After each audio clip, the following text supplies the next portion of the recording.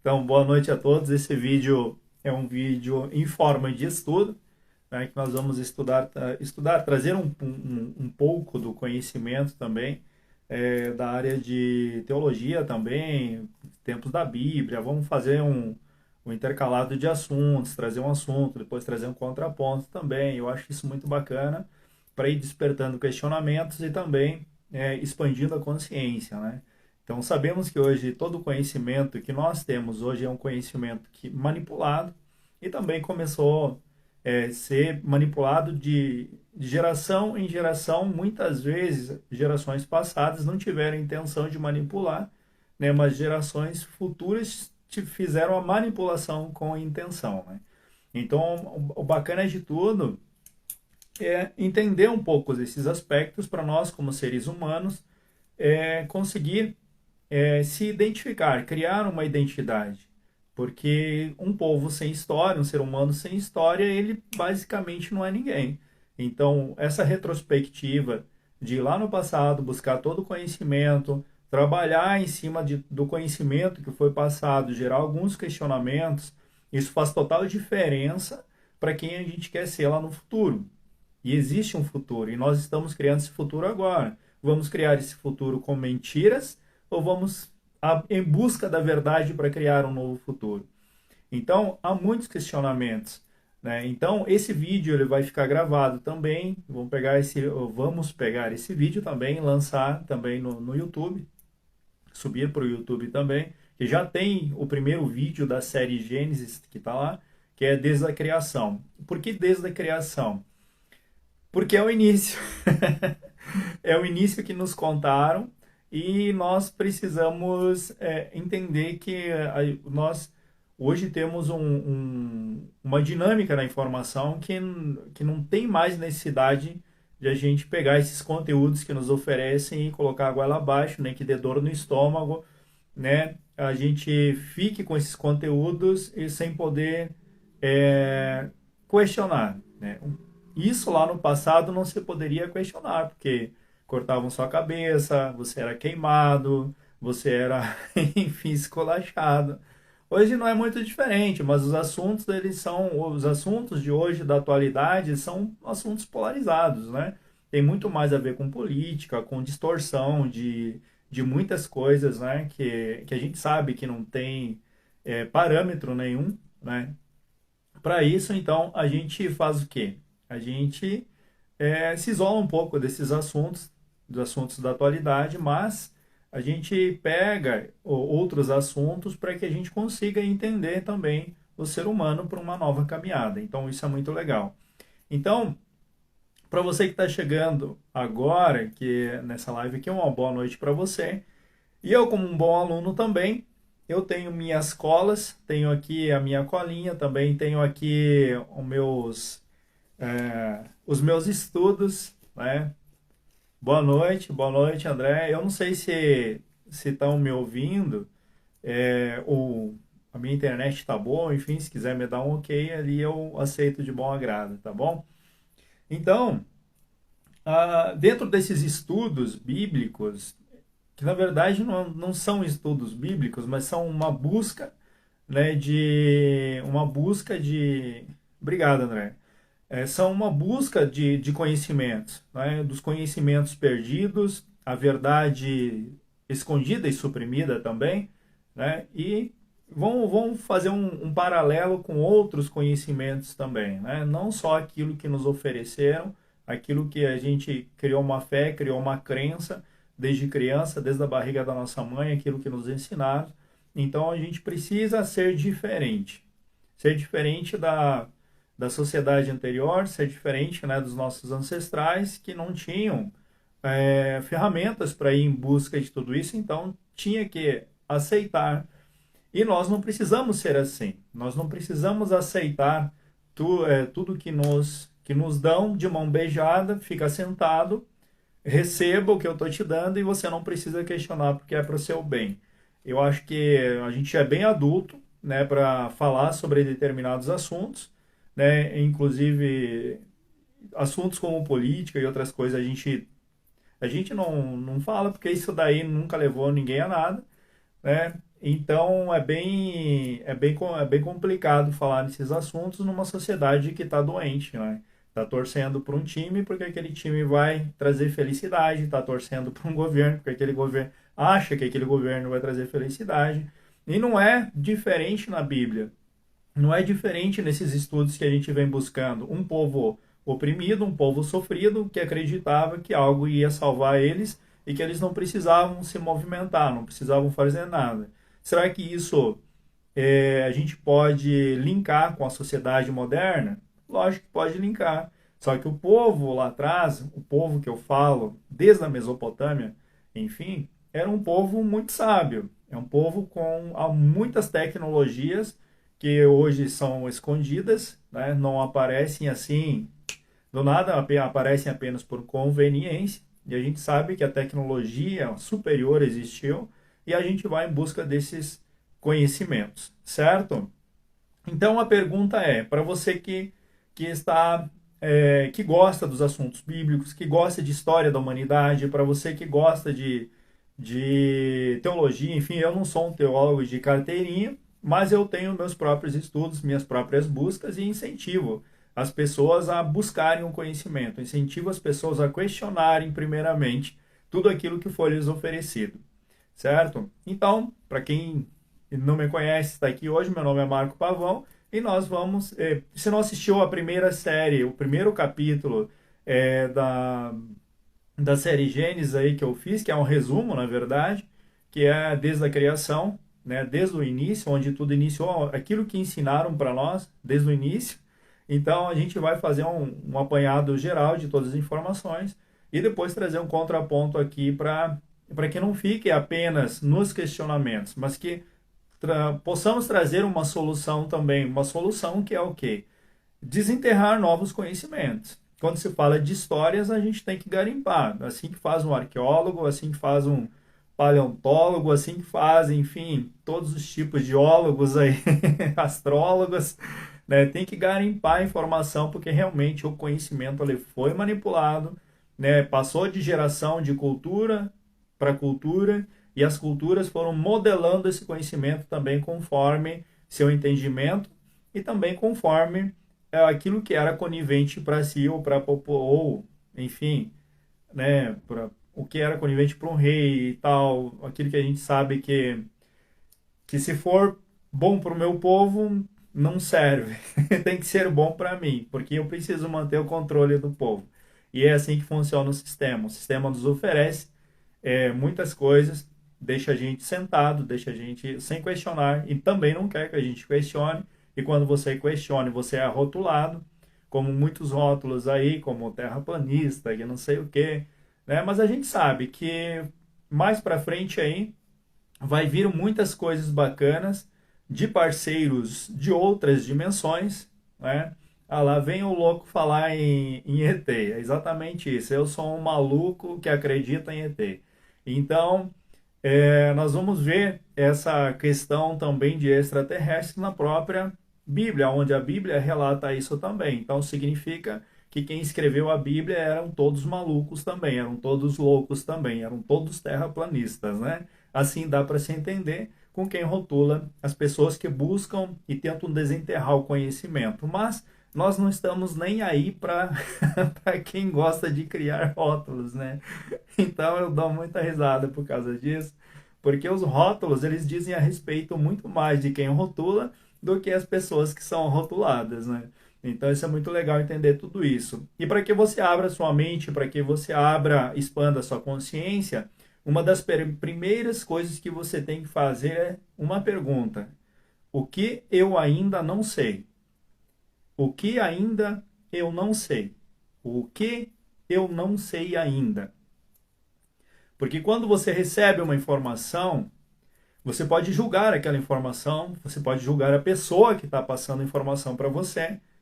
Mas se você não fazer essa pergunta, por que essa informação chegou até mim? O que eu não sei ainda? E aí você vai expandir sua mente, você vai abrir sua mente e vai absorver aquele conteúdo e aquelas informações. Então isso é muito legal. O que eu não sei ainda? O que eu preciso saber? Por que a minha vida está do jeito que está? O que eu não sei ainda para melhorar a minha vida, para melhorar os meus aspectos emocionais? O que eu não sei ainda? Né? Essa pergunta, ela traz muitas soluções para as pessoas. O que eu não sei ainda sobre a história da humanidade? Não é o que estão escondendo de mim, é o que eu não sei ainda. Porque isso traz uma autorresponsabilidade para você ir em busca do conhecimento. O que eu não sei ainda sobre inteligência emocional? O que eu não sei ainda sobre a história da humanidade? O que eu não sei ainda sobre saúde mental? O que eu não sei ainda? Essa pergunta, ela traz uma grande responsabilidade para você. E é assim que o universo se movimenta.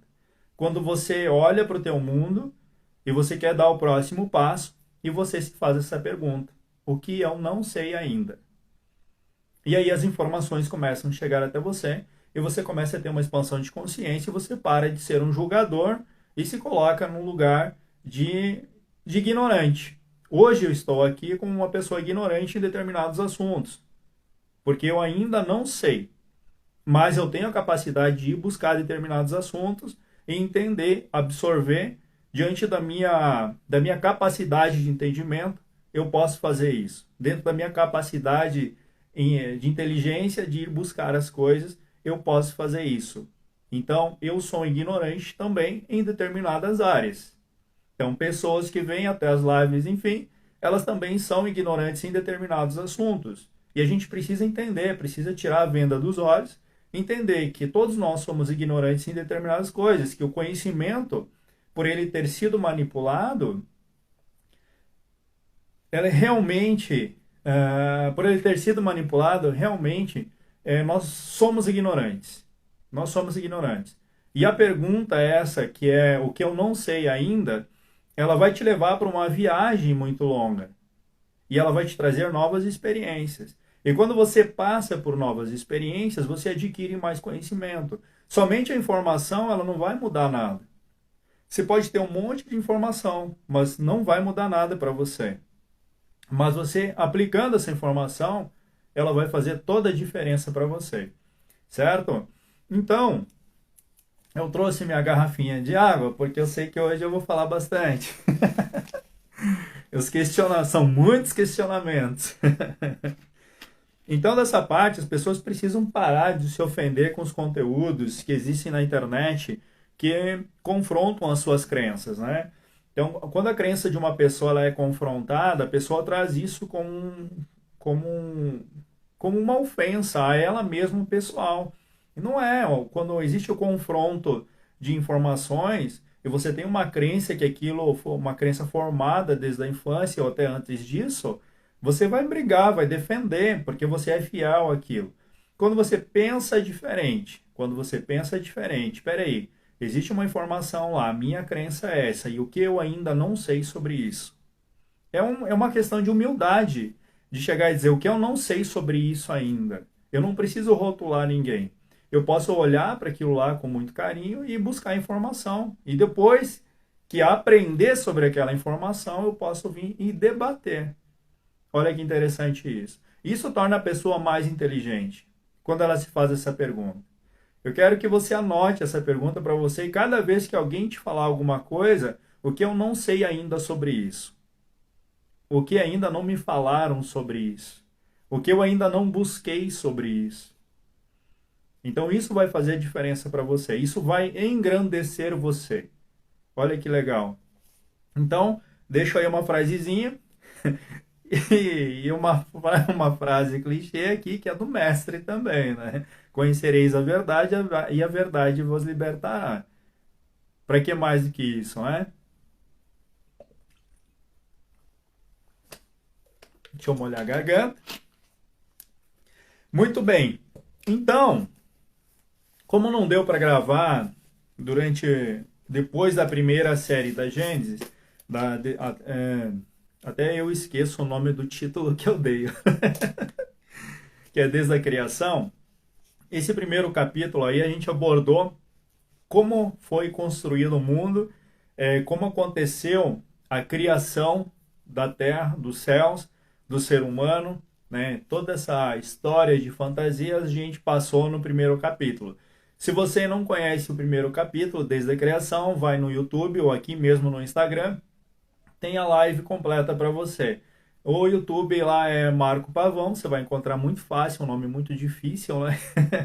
Outro dia eu escrevi meu nome em Irdim, né, que é a primeira língua falada no sistema Terra, e realmente ali não tem como colocar uma sonorização, ali tem que estudar muito mesmo sobre a primeira língua, né? Depois veio vindo cuneiformes e tal, né, outras línguas de outros que chegaram até aqui, e aí foi se mudando toda essa fonética, digamos assim, também a forma de escrever, certo? Então, o primeiro capítulo ele fala dessa construção do mundo por esse grande carpinteiro, e eu a colinha aqui, ó, onde a gente falou do domo, né?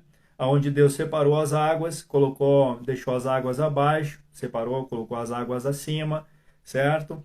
E também ele fala, separa aí as luzes, né? Também os luzeiros, digamos assim, né? Que haja luzes no céu para separar o dia e a noite.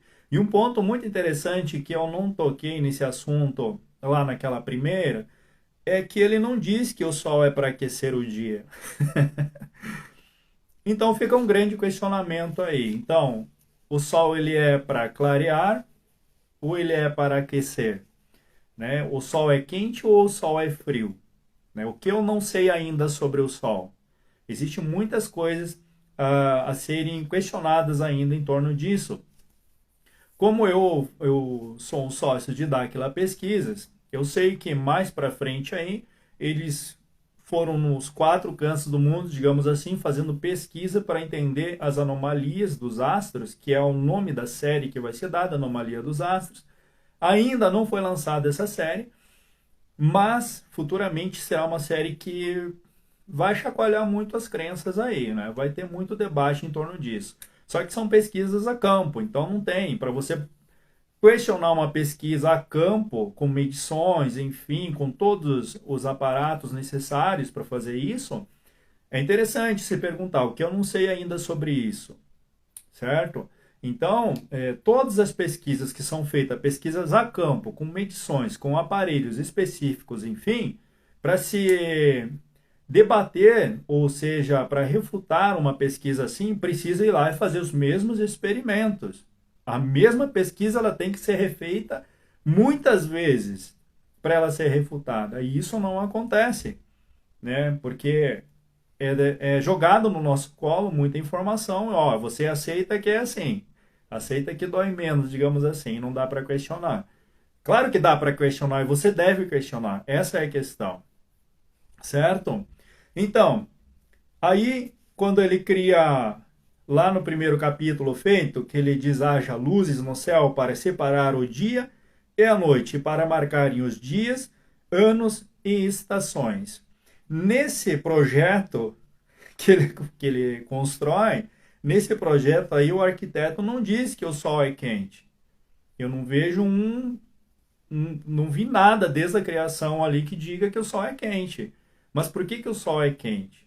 Porque ele atravessa a atmosfera, tem alguma coisa acima de nós aí que o sol atravessa e esses raios aquecem a partir do momento que ele toca a atmosfera, alguma coisa assim? Então, se a gente pegar uma lupa, alguma coisinha assim, colocar no sol e ela atravessar essa lupa, você pode criar uma fogueira. Olha que interessante. É uma pesquisa. Você pode pesquisar sobre isso também. Não apenas aceitar que o sol é uma bola de fogo que está lá em cima e se aproximar você se queima. Isso é muito teórico. É muito teórico isso. Por isso eu cito, fiquem ligados nos próximos capítulos que Dáquila Pesquisas vai trazer sobre a anomalia dos astros, porque você deve se perguntar o que eu ainda não sei com o que existe acima de mim. Essa pergunta ela abre portas para você. O que eu ainda não sei. Então isso é muito interessante. Só um ponto aí, um marcador que eu queria colocar sobre o Sol, que é aí a questão da anomalia dos astros, que vai acontecer uma série por Dáquila Pesquisas, tá bom? E para quem quer conhecer mais sobre Dáquila Pesquisas também, entra no site www.daquilapesquisas.com.br e lá você vai encontrar inúmeros assuntos, né, assuntos fora da curva, fora daquelas crenças formadas, fora daquelas personalidades, né, dormentes, digamos assim, né, porque dorme em cima de livros, né, estuda aí até o quinto, sexto, sétimo ano, depois faz uma faculdade, não é críticas, mas é dormir em cima de livros, sem se fazer um questionamento. O que eu ainda não sei que está fora dos livros. Sempre eu vou bater nessa tecla ainda do que eu ainda não sei. Muitas vezes eu me pergunto, quando alguém me traz uma informação, o que eu ainda não sei sobre isso. E eu vou pesquisar. E se eu sei alguma coisa, eu entro em debate. Se eu não sei, eu posso até colocar alguma teoria, mas eu sempre me questiono. O que eu ainda não sei sobre isso? Então é muito legal essa pergunta aí. Então, a gente falou também aí do que quando foram expulsos, né? Deus ainda não tinha feito a chuva, enfim e tal. Deus fez a nossa semelhança, né? O fruto do conhecimento, a árvore da vida. A gente fez isso na primeira parte desde a criação, né? Que está lá no YouTube, volto a ressaltar aqui. E depois Deus fica bravo aí com Adão e Eva e, e expulsa Adão e Eva, deu um chute na bunda de Adão e Eva, assim, agora vocês vão parar de vagabundear aqui no Éden e agora vocês vão trabalhar. Então, é muito louco tudo isso, né? A criação perfeita, de repente ela passa a ser odiada. Então, é muito interessante prestar atenção nisso, né? Então, Deus amaldiçoou, né? Então, o homem culpa a mulher culpa a serpente, e aquilo começa um negócio de terceirizar a culpa, né? Começa a terceirizar a culpa realmente, né? Ensina o ser humano a culpar o outro em vez de olhar para si mesmo, né? Para as próprias situações da própria vida. A própria Bíblia ensina isso, a terceirizar, né? Desde a criação.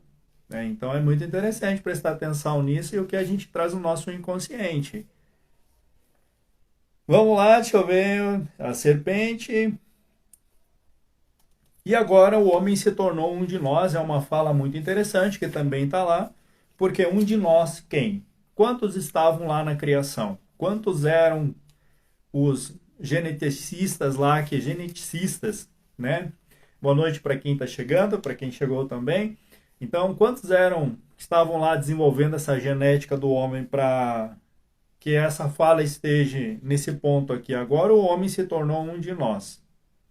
Quando o homem come o fruto do conhecimento. Lembrando que quando a Eva comeu primeiro, gostou e não despertou sua consciência. Lembrando que depois que ela ofereceu o fruto ao Adão, o Adão come e os dois de repente, ou seja, o que existe aí nessa polaridade aí de masculino e feminino que faz despertar a consciência? O fruto do conhecimento. O que eu ainda não sei sobre isso, sobre despertar a consciência, é com o uso das duas polaridades do masculino e feminino. Então, é uma excelente pergunta para se fazer. E aí ele sai e tal, vem toda a cronologia, né, que o Adão e Eva têm os filhos, que é Abel e Caim, e depois tem mais um filho lá, que é Sete, se eu não me engano.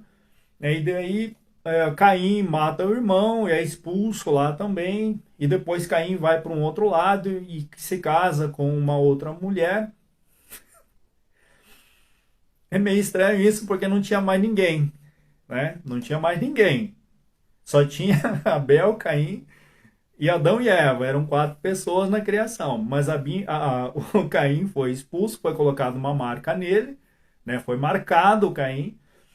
E aí ele vai morar em outro lugar, lá no leste do jardim, onde tinha o fruto da árvore da vida. E lá no leste do jardim, o Caim se casa. Não sei com quem que ele se casa, porque só existia ele e Abel, né? Então fica muito vago essa questão aí de entender todo esse contexto da criação aí. E aí começam aí a se espalhar, né? Começam a ter filhos, começa a cronologia, e aí a gente já vai entendendo aí que eles viviam de 300 a 900 anos também, né? E aí a gente vai para o segundo capítulo. No segundo capítulo, que é Gênesis 6, que é a parte do dilúvio, Nessa parte do dilúvio, no capítulo 6, que a gente começa agora, então a gente fez um apanhado geral do primeiro capítulo. Você vai lá no primeiro capítulo no YouTube, assiste lá, dá umas boas gargalhadas sobre as perguntas e questionamentos, e depois assiste aqui o segundo capítulo, que talvez faça sentido, tá? Então eu, como um bom aluno, eu tenho a minha cola aqui também, porque é um apanhado geral, não é a história toda de Gênesis. É um apanhado geral sobre a criação, sobre o dilúvio, e depois a gente vai partir para outros questionamentos, que é aonde começa aí a história de Abrão, que depois vira Abraão, certo? E aí vem a história de Maria Madalena e vai indo, certo? Então, tudo isso traz um conhecimento enorme, um conhecimento fora da curva. E esse conhecimento ele precisa ser garimpado, ele precisa ser estudado, ele precisa ser compreendido. O que foi suprimido, o poder que foi suprimido, o poder da mulher, né, que a mulher foi excluída desde o início da criação, o patriarcado vem desde o início da criação, né, que criou o homem primeiro.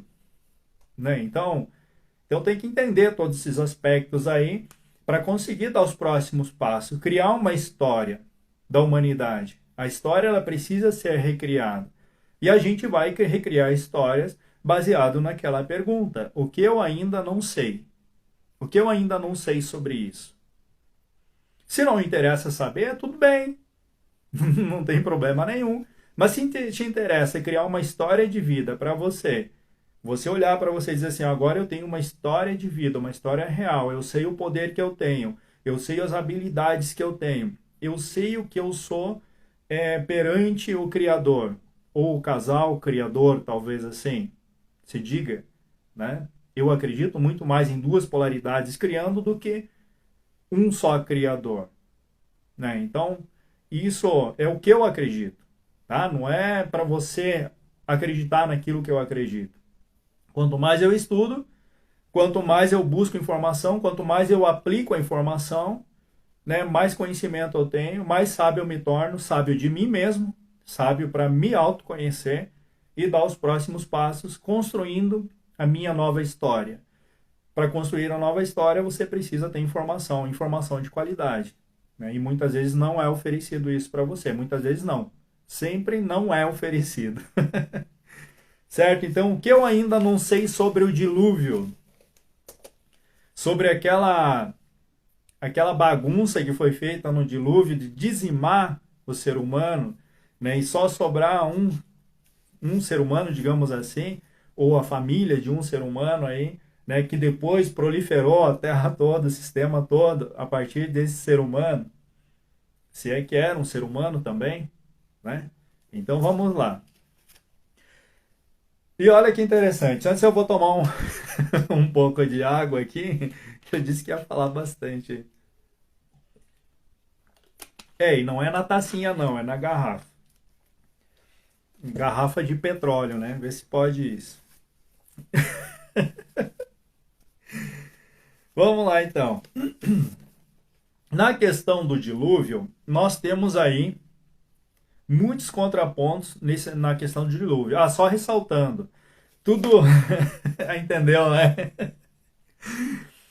Então, a questão do dilúvio tem muitos contrapontos, tá? Então é legal de prestar atenção assim, tipo, como se fosse um conto. O que eu estou falando aqui, eu quero que você ria do que eu estou falando aqui. Porque quando você ri, você dá risada, você absorve melhor informação. Porque isso é conexão com o assunto. Então você pode rir, você pode, enfim, fazer o que você quiser aí, que a informação vai chegar até você e você vai gerar muitos questionamentos. Pô, peraí, é assim que funciona mesmo? O que eu não sei sobre isso? Tá, então é legal essa fase da alegria, é maravilhoso, tá bom? Como tá apagado aqui, eu não uso óculos, tá? Mas a minha luz está um pouco fraca aqui, então teria que mudar. Então o dilúvio é o seguinte, nós temos aí, e depois vou trazer o contraponto da parte também do dilúvio e da parte da criação também. Alguém vai vir aqui, eu vou convidar alguém para vir aqui trazer um conhecimento diferente, tá? Então, não é eu que vou expor um conhecimento diferente baseado naquilo que eu acredito. Eu vou trazer alguém aqui que vai passar alguma informação e você vai ligar os pontos aí para ver se realmente fecha com aquilo que você acredita. Se não fecha, você pode dizer ainda o que eu não sei sobre isso, né? E não apenas ficar fechado, tipo assim, não, a minha informação é que vale. A minha informação ou a minha formação é que vale naquilo que eu fui formado. Nós vemos muita gente formada e mal informada, né? Por quê? Porque gera crenças enraizadas e para desconstruir todas essas crenças aí machuca, fere o ego, enfim, tudo isso, né? Então, a questão do dilúvio é o seguinte, olha só que legal. Depois de toda a cronologia, né, toda aquela cronologia que foi feita anteriormente, né, dos filhos de Caim, foi indo e tal, filhos de Abel. Ah, não, filhos de Abel não, porque Abel já tava 7 palmos de fundura nessa, nessa parte aí, porque o Caim já tinha matado ele. Então começou a proliferar todos os filhos dos filhos de Adão e Eva aí, certo? Aí vem a cronologia lá que eu coloquei para vocês lá no primeiro capítulo. Depois de toda essa cronologia aí diz assim lá em Gênesis, né? Quando as pessoas começaram a se espalhar pela terra, os filhos de Deus, pensa comigo, os filhos de Deus viram que as mulheres eram muito bonitas e escolheram a que eles quiseram e casaram com elas. Espera aí. Será que dá para conectar alguma coisa aí com a questão da criação? Um Deus criou o homem, segundo o que eles dizem, e depois criou a mulher. Mas depois ele diz, agora eles se parecem como nós. Significa que tinha mais alguém. Ou era uma polaridade feminina, ou tinha mais do que um, certo? E agora, diz aqui que os filhos de Deus, viram que as mulheres eram muito bonitas e escolheram a que eles quiseram e casaram com elas. Muito bem. Então, significa que os filhos de Deus desceram, eles desceram para a terra, escolheram as mulheres do próprio, as netas, digamos assim, do próprio Criador e casaram-se com elas, que eram meia-irmã deles. No sentido literário, assim, vamos pegar isso. Olha que interessante. Tá? Então, os filhos de Deus. Então eram vários que vieram e casaram com as humanas, certo? Com aqueles que foram criados. Então, e aí Deus diz assim, né? Então Deus disse: de agora em diante não deixarei que os seres humanos vivam para sempre, pois são mortais. Se eles são mortais, então existe aí uma mudança genética, talvez um código genético modificado aí, né? Porque assim, do nada, assim, ó, a partir de agora, né? Não vou permitir que eles vivam mais do que 120 anos, que é o que diz aqui, né?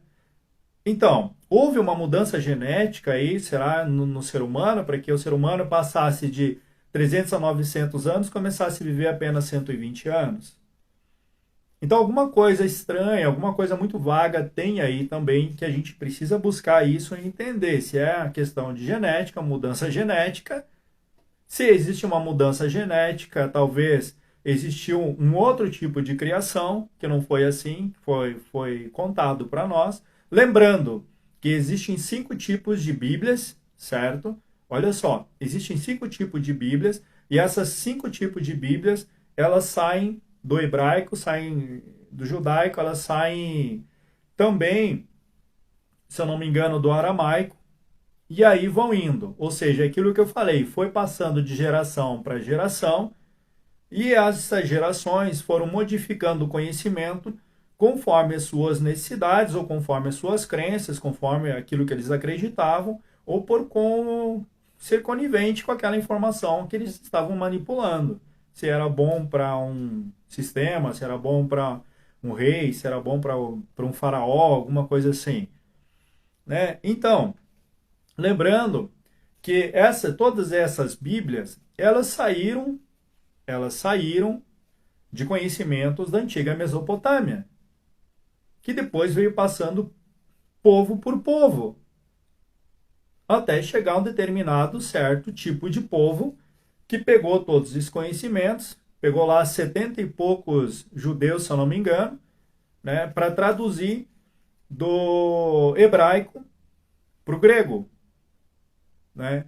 Então, 72 judeus, sacerdotes, pegaram a Bíblia deles, a Torá, se eu não me engano, é uma coisa assim, os pergaminhos lá, enfim, passaram para o grego por causa de um rei romano, que na época Roma invadiu tudo e tal, era o sistema, e ainda é hoje, né? Se você olhar assim com um olhar muito atento. E aí modificou daquela forma e houve uma concordância ali e o conhecimento vai ser a partir de agora, vai ser assim. Lembrando que a partir que eles iam mudando esses conhecimentos, essas informações, conforme era conveniente para eles. Eu sou conivente com isso, isso é conveniente para mim. Então, o povo está indo para esse lado, preciso mudar a informação, preciso direcionar para esse lado, como um gado. Desculpe a palavra, mas é isso mesmo. Então, lembrando que tudo saiu de um conhecimento muito antigo. Ainda está para descobrir aqui no Brasil um certo conhecimento que vai abalar as estruturas também de todas as crenças, até as minhas. Então é muito interessante, eu vou ficar muito ligado nisso. Então, olha só. Então, naquele tempo, havia gigantes na Terra, né? Havia gigantes na Terra naquele tempo, e também depois. Olha que interessante isso. Espera aí. Então, a questão dos gigantes, os Néfilins, isso é verdade? Porque está em Gênesis. Gênesis está ali dizendo, ó, havia gigantes na Terra naquele tempo e também depois. Quando os filhos de Deus tiveram relações com as filhas dos homens e estas lhe deram filhos. Estes gigantes foram os heróis dos tempos antigos. Isso está em Gênesis. Espera aí. Foram heróis dos tempos antigos. Então, significa que todas aquelas construções faraônicas, que todas aquelas construções, megas construções, foram esses gigantes que construíram? Ou será que o homem tinha ferramentas, conseguiu ferramentas suficientes para fazer todos aqueles recortes de mega toneladas de pedras, enfim? Será que o homem tinha ferramenta para isso ou eles receberam ajuda de algum outro plano, sei lá, ou de alguém que tinha tecnologia para isso? Interessante que de tudo que já foi descoberto, de tudo que a arqueologia já procurou, já desvendou, enfim, não conseguiu encontrar as ferramentas que, que foram cortadas as pedras. Mas eles garantem que foram pessoas como nós, pessoas simples, entende? Que do nada vou começar a cortar aqui com, sei lá, com uma pedra pontiaguda, enfim, e isso vamos construir isso daqui.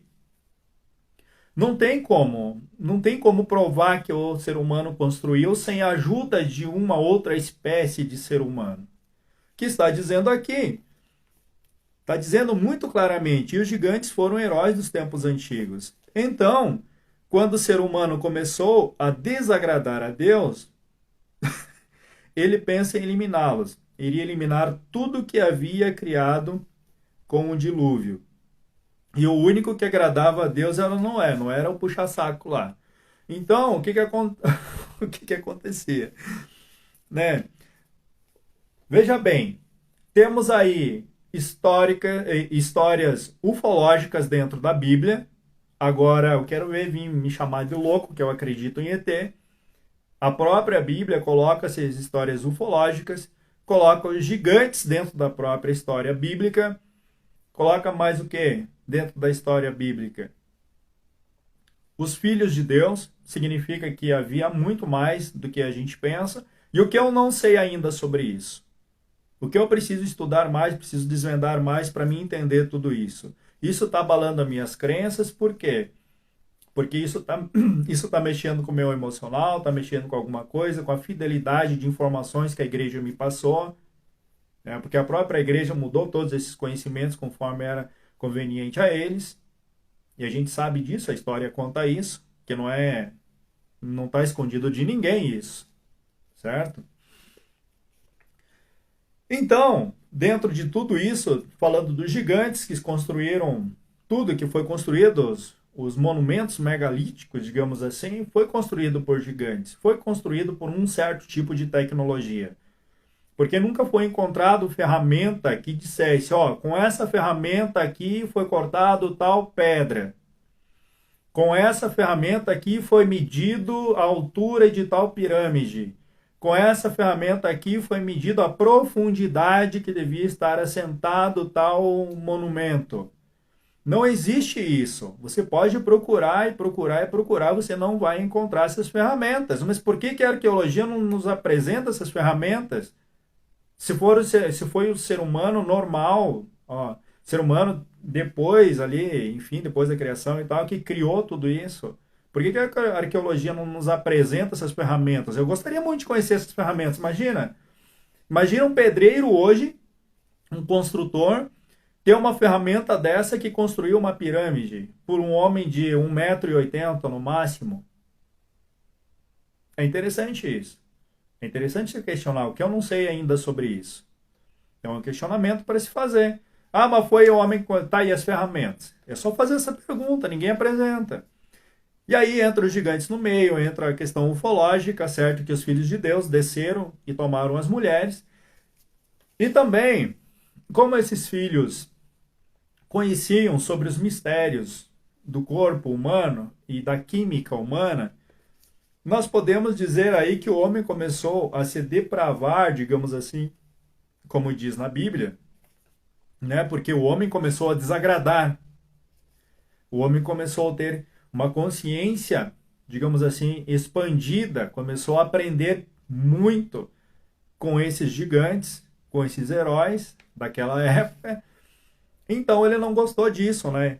Não gostou disso e também aprenderam muitas coisas aí e começaram a atropelar as fases do seu tempo, certo?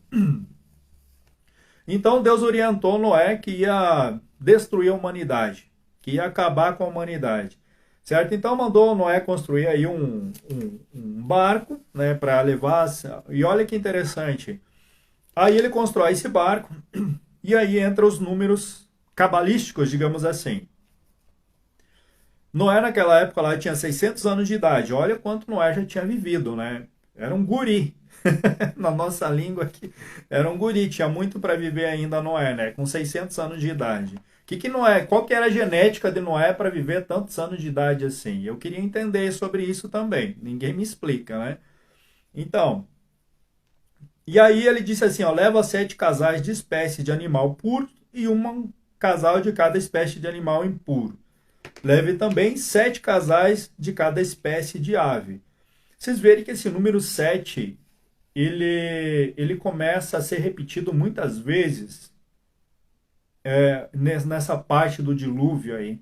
E o 7, ele é conhecido muito pela espiritualidade. Assim nós temos 7 chakras, assim nós temos 7 dias da semana, assim nós temos o que mais com 7? Nós temos uma infinidade aí de coisas que tem o número 7 aí.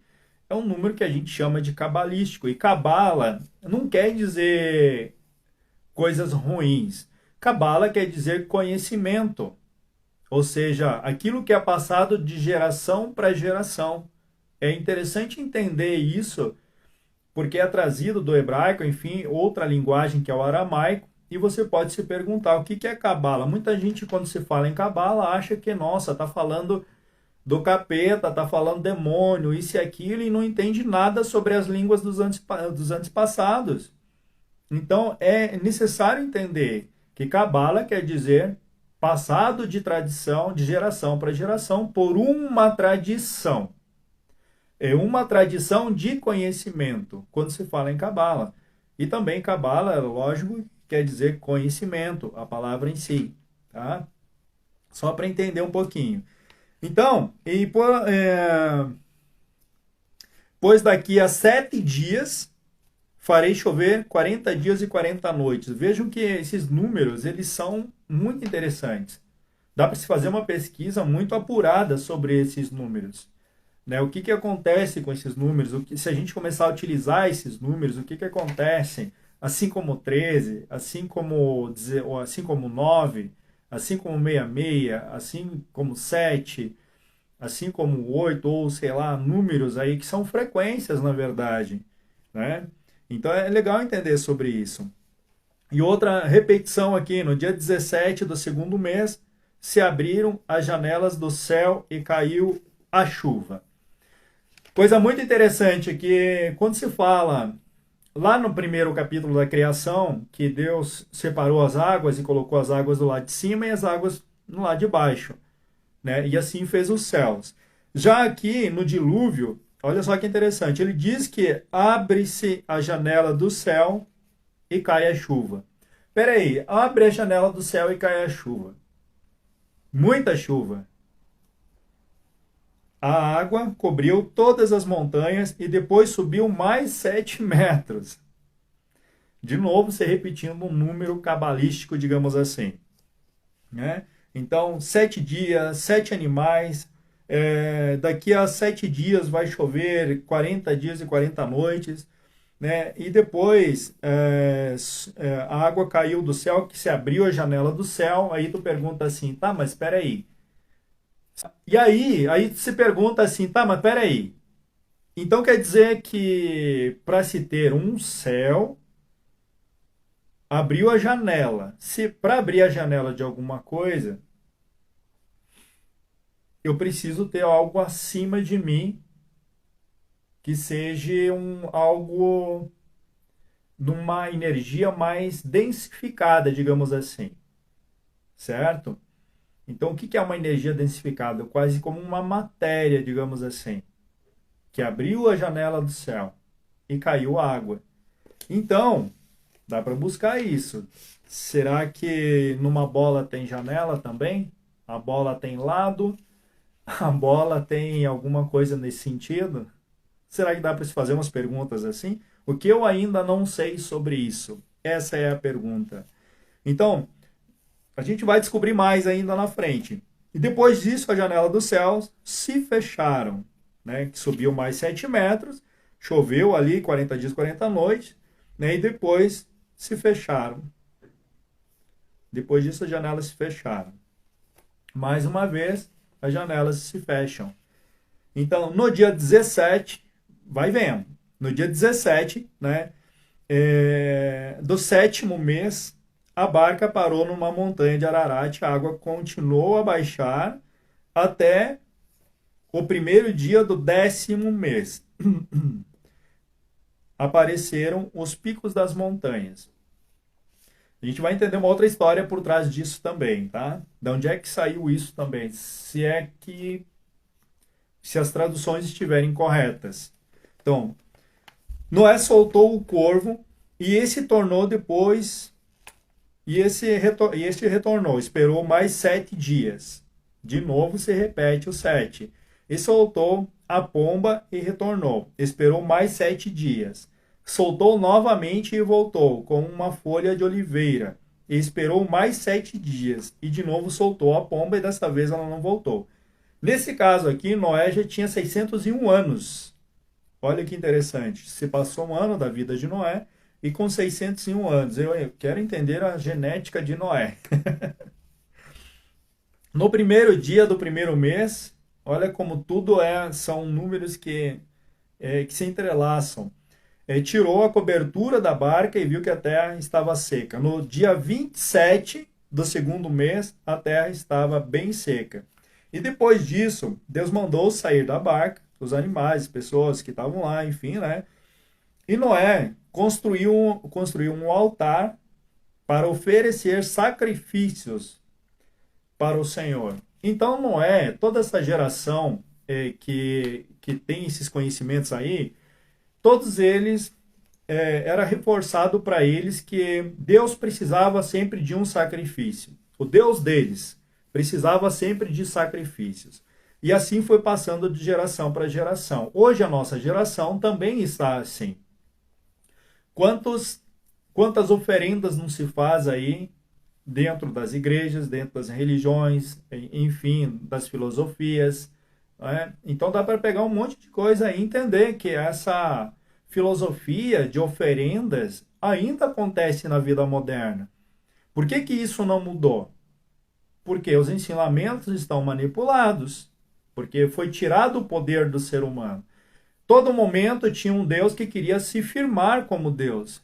Tinha ali um ser que dizia assim: me ofereça isso que eu faço isso. Era uma troca ali de coisas geralmente. Entende? Um Deus que dava terras. Eu posso dizer que esse Deus aí na época aí era o pai do Boulos, né? Porque ele prometia a terra de um para outro, ele prometia a terra do outro para o outro, ele prometia acabar com um povo para dar terra para o outro, ou seja, era quase um sem terra aí, né? Invadindo. Live surpresa, é isso aí. Né, Eliette? Então, parece que o conceito do MST saiu lá dos primórdios também, lá onde Deus prometia a terra para os caras, né, para Abrão, para Jacó, para Ló, prometia terras, mas só que naquelas terras tinha um povo já. Existia povos naquelas terras lá, e a gente vai entender sobre isso. Né, que não é nada legal, né? Tirar, massacrar um povo e dar a terra dele para o outro. Onde é que se viu isso, né? Muito bem. Então, nesse período de 601 anos, né, aconteceu toda essa história aí, de 601 anos de Noé, aconteceu toda a história, né? E aí Noé aí queimou os animais puros lá, enfim, e o cheiro do sacrifício agradou ao Senhor. É interessante, né? A gente vê hoje alguns sacrifícios aí que parecem com esses que Noé fazia, que Caim, Abel, que toda essa geração aí fazia, né? A gente conhece, a gente tem isso hoje na sociedade moderna, né? Então a gente se pergunta ainda, o que eu não sei sobre isso, né? Então, o que está errado em tudo isso, né? Por que que um Deus quer se firmar como Deus? Se ele foi o Deus da criação, por que que ele quer se firmar como Deus a todo momento, a toda hora? Né, ali tentando, pedindo oferendas e tal. Enfim, é meio maluco isso, né? Então, como houve essa oferenda e tal, aí Deus veio para Noé e fez uma aliança com Noé, que nunca mais eliminaria a vida na terra com um dilúvio. Olha que interessante. Houve uma aliança. Presta atenção. Então, e colocaria um arco como prova de sua aliança. Então, olha da onde a gente conhece o arco-íris e o que ele significa nisso tudo. A gente, quem é de Dáquila, sempre vê o arco-íris, sendo postado o arco-íris. Lógico que existe uma informação a mais por trás desse pano de fundo aí, que é apenas uma aliança de não acontecer um novo dilúvio. Né? Então, esse arco que esse Deus colocou aí para dizer que não mataria mais a humanidade com um dilúvio, ele pode ter muitos significados por trás. E a gente pode se fazer a pergunta, o que eu ainda não sei sobre isso? E buscar mais informações sobre isso. Teve uma pessoa que me perguntou sobre isso, o que, que o arco-íris significa e tal, e até então eu não tinha essa resposta. E eu fui buscar, fui entender, até que encontrei na parte do dilúvio, essa resposta que Deus colocou, esse arco-íris, né, como uma aliança, né, para não ocorrer mais este dilúvio. Olha que interessante isso. Mas a gente sabe que existe muito mais por trás disso, dessa formação do arco-íris, do que apenas essa narrativa aqui. Porque isso é uma narrativa também. Estão narrando algo aqui. Construíram essa narrativa aqui. Então a gente precisa entender e se fazer a pergunta, o que eu ainda não sei sobre isso. Mas a gente vai trazer um contraponto para isso também, para buscar entendimento também. Né? E assim os filhos de Noé proliferaram a terra com seus descendentes. Eram 3 filhos. E esses 3 filhos proliferaram o sistema Terra. Bilhões de hectares, de arqueires, enfim, de terra, por 3 pessoas. É muito estranho isso. É muito estranho, porque mais para frente, os descendentes desses filhos aí, a gente vai entender que a história não é bem assim, que a história dentro do próprio gente se contradiz. Então a gente pode entender que realmente há uma narrativa que foi criada sobre uma história. Onde é que estão os pilares dessa história aí? Foi tirado os pilares e aí mandaram para nós somente, né, somente a estrutura ali de cima desses pilares. Onde é que estão esses pilares aí? Onde é que está escondido todo esse conhecimento aí? Né? Então, e olha só que interessante. E depois disso tudo, os filhos se proliferaram, tiveram seus descendentes, né? E Noé era agricultor e foi o primeiro a plantar vinha no mundo. Noé, olha só que interessante, é uma informação para quem já estudou sobre o Santo Graal, para quem já estudou sobre o prolongamento de vida, né? Aqui uma informação bacana é que Noé foi o primeiro cara que plantou a videira, ou seja, a uva, né? E aí começou-se ali, talvez, se entender sobre o vinho sagrado, talvez, né? Esse vinho que lá na época dos deuses, quem tomava tinha um prolongamento de vida, vivia tantos anos a mais, talvez não envelhecia, algumas coisas nesse sentido também. Será que é isso? Não sei. O que eu ainda não sei sobre isso, não é? Então dá para buscar mais informação, trazer um contraponto também sobre isso. Então, e aí vem a questão. Até aí, a gente não encontra escravidão, para você ter uma ideia. A gente não encontra um relato de escravidão até essa parte onde, depois do dilúvio, Noé faz essas videiras, enfim, já tem os filhos estão casados, e ele já tem filhos, né? Até aí a gente não vê escravidão. Mas a escravidão começa a ser relatada a partir desse momento, onde um dia Noé bebeu e ficou nu. Logo quando acordou da bebedeira, ficou sabendo que o seu filho caçula, né, havia feito, então amaldiçoou, né, toda a descendência de Canaã, que era o filho dele, né, de Canaã, filho de Cã. No caso, amaldiçoou Cã, né, com toda a descendência dele, que seria um escravo dos irmãos dele. Será que foi aí que iniciou a escravidão? Será que foi nessa época aí de maldições que se iniciou a escravidão? Será que dá para pensar um pouquinho sobre isso também? Como se gerou a escravidão? Como é que o homem escravizava a própria espécie para se ter ganhos sobre os mesmos?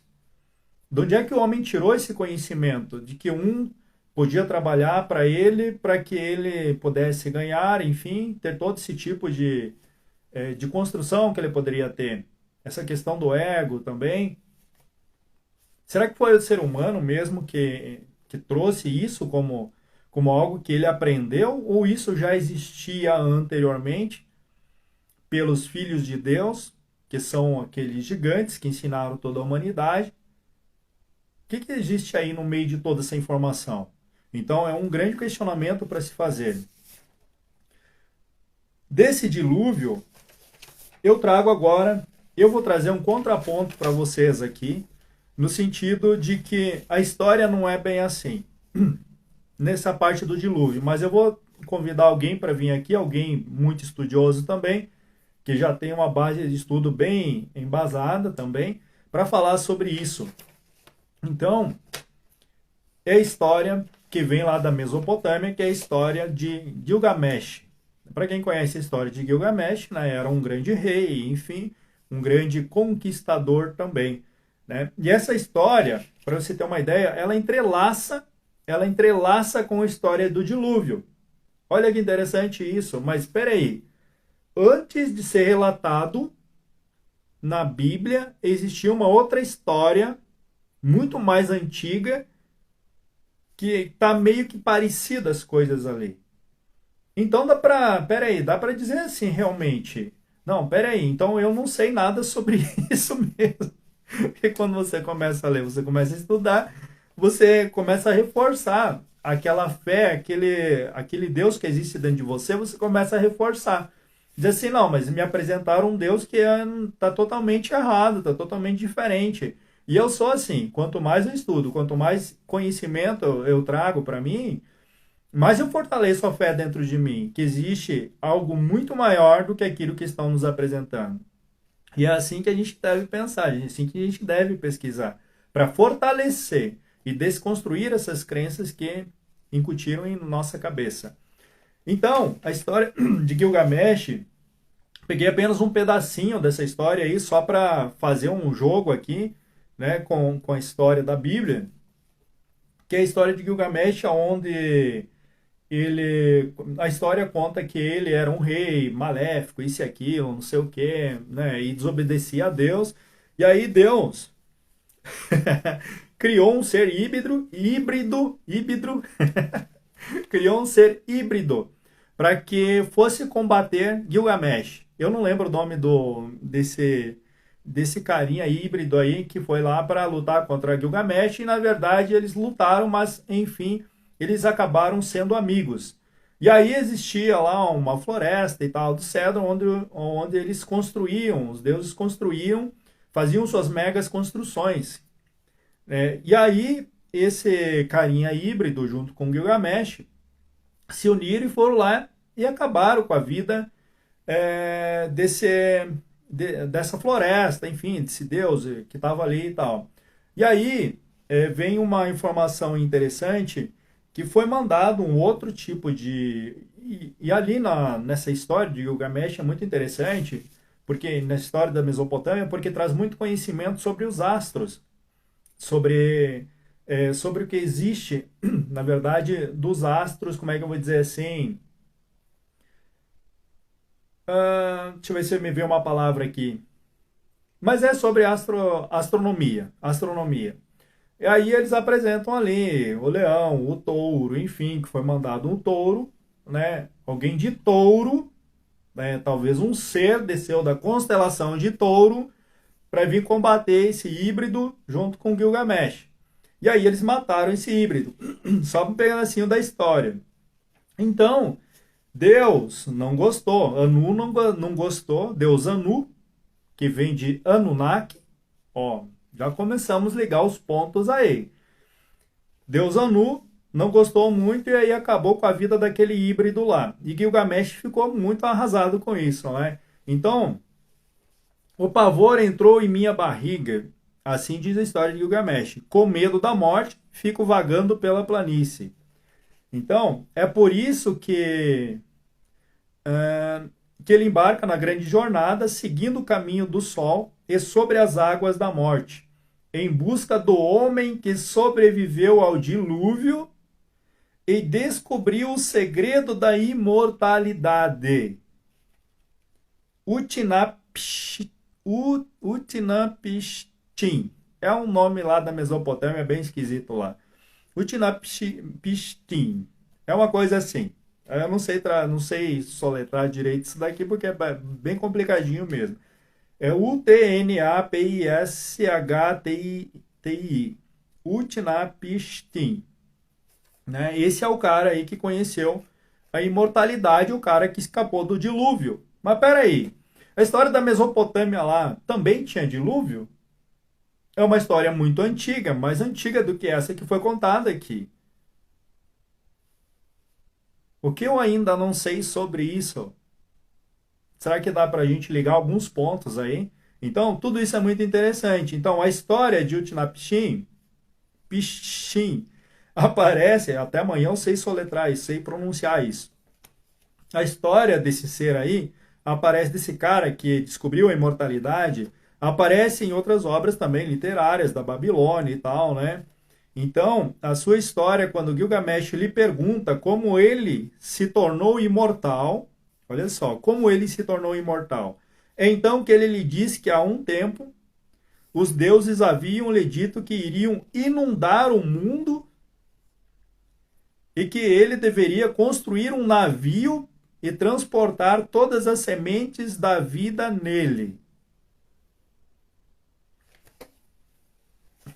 Deixa eu me ajeitar aqui, que agora mexeu com as minhas crenças aqui também. Pera aí.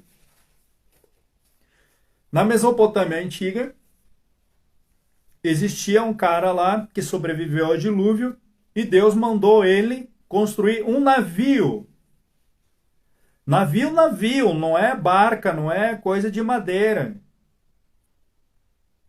Um navio para transportar todas as sementes da vida nele. Todas as sementes da vida. Tudo bem, aí dá para entender como uma metáfora também. Dá para entender que o ser humano é uma semente, dá para entender que a semente das plantas, lógico, sementes, né? Mas dá para ir além do que isso. Mas já dá para entender. E quando a chuva parou, diz o Tinapishim, ele abriu uma escotilha e viu apenas água. Peraí. O que é que tem escotilha? Não é um submarino que tem escotilha? Porque barca não tem escotilha. E essa é uma história tirada dos tablets de argila em cuneiformes, ou seja, na língua acadiana, uma das línguas mais antigas do mundo. O que eu ainda não sei sobre isso? E todos os humanos haviam morrido. Então, quando a chuva parou, diz o Utnapishtim, ele abriu uma escotilha e viu apenas água. Todos os humanos haviam morrido. E eu me ajoelhei e chorei. As lágrimas escorreram pelo meu rosto. Depois de enviar uma pomba, presta atenção, depois de enviar uma pomba e uma andorinha, que voltaram quando não conseguiram encontrar um lugar para pousar. E ele soltou um corvo, e quando viu que esse não voltava, deixou todos saírem do barco e fez uma oferenda aos deuses. Mas essa não é a mesma história de Noé? A gente não acabou de ver a história de Noé, que Deus disse agora desce do barco, você e seus filhos, todos os animais. E Noé construiu lá um altar e foi fazer um sacrifício para Deus. Essa história antiga aqui, tirada das escrituras de argila, da Mesopotâmia, conta a mesma história e é uma história mais antiga ainda. Que tipo de história estão contando para nós? Que tipo de historinha estão querendo que nós acreditamos? Isso desconstrói todo ser humano. Isso enterra de vez o poder do ser humano de conquista, o poder realmente que o divino deixou para o ser humano. Porque a partir daí você começa a entender que você precisa criar uma história de vida para você. Até então, você não conhece teus antepassados. E aí você fica perdido, porque tudo que eu te ofereço é nesse sentido. De mentiras e mais mentiras. Pelo que eu estou lendo aqui, as histórias elas se entrelaçam aqui. Uma história contada diferente muitos anos depois dessa que foi traduzida aqui. Então, e aí vem a questão do Deus, né? Quando Enlil, que é um dos Anunnaki, o Senhor do céu e da terra. Peraí, esse aqui é o Deus que falava lá atrás, que a gente entendeu lá atrás, na história anterior de Noé. Quando Enlil, o Senhor do céu e da terra, chegou, os outros deuses disseram ter causado o dilúvio. E antes de partir, após refletir, ele voltou para o Utnapishtim, acho que é isso que se pronuncia, e sua esposa imortal. O objetivo de Utnapishtim era fazê-lo entender que ele foi tornado imortal por um evento único que ocorre há muito tempo e que nada parecido iria acontecer a Gilgamesh.